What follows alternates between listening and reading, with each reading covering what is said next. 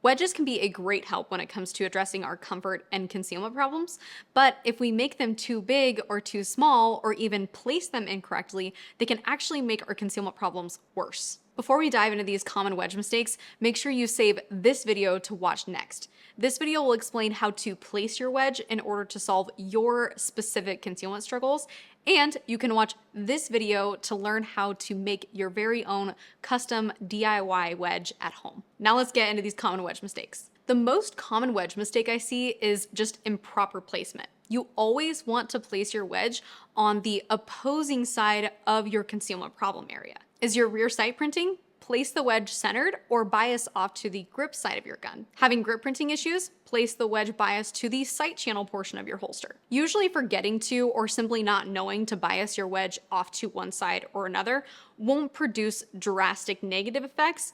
However, placing it too high on the holster definitely will. If the wedge is too high on the holster, then it will reach a point where it's just pushing your entire holster away from your body, making your concealment worse and potentially creating a painful hotspot. To avoid this, you'll want to ensure your wedge is placed lower on your holster.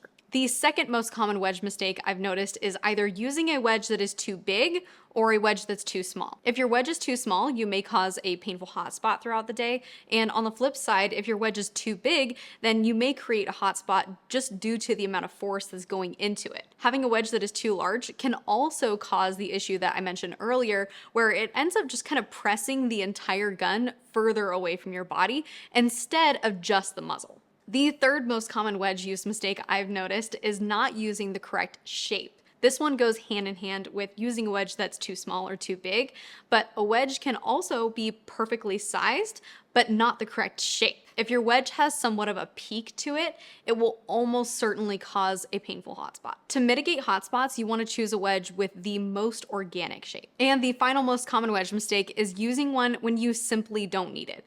Most people can benefit a lot from the use of a wedge, but there is a whole category of users, primarily women, who are more likely to reduce their concealment by using a wedge. A wedge works by pushing the muzzle away from the body in order to then press the top end of the gun in closer to the body.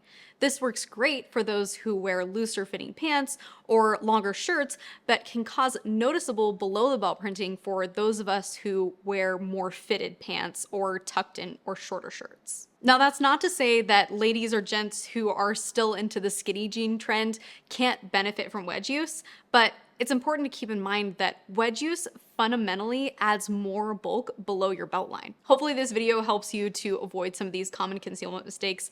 If you haven't already, make sure to watch our guide to holster wedge placement so that you can get your comfort and concealment dialed in.